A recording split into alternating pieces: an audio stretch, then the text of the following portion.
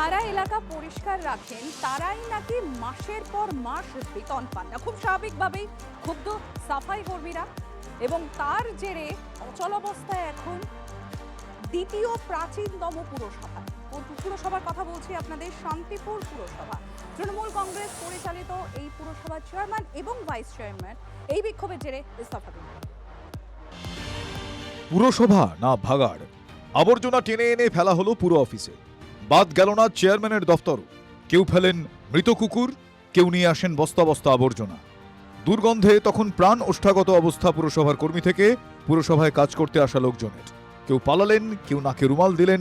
নাকে কাপড় দিয়ে আছেন কেন? গন্ধ, গোটা পৌরসভা গন্ধ হয়ে আছে।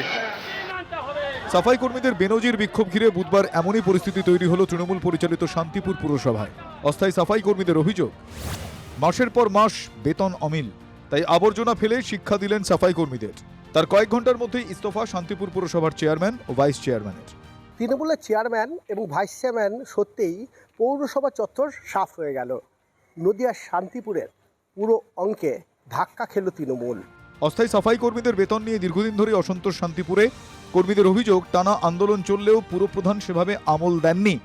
তিনি নির্দেশ দিয়েছিল অফিস টাইমে সবাইকে 10টার মধ্যে অফিসে আসার জন্য। আজকে 3-4 দিন ধরে চেয়ারম্যান ঠিক মতো অফিসে আসছে না, আমাদের দেখা করছে। যদিও পদত্যাগী পুরপ্রধানের দাবি, চলতি মাসেই বেতন দিতে দেরি হয়।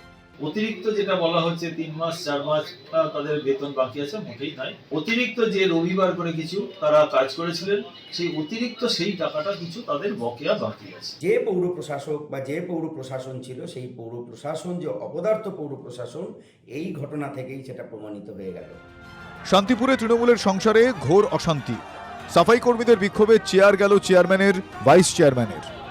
নদিয়া থেকে মহাদেব কুণ্ডুর রিপোর্ট, TV9 বাংলা।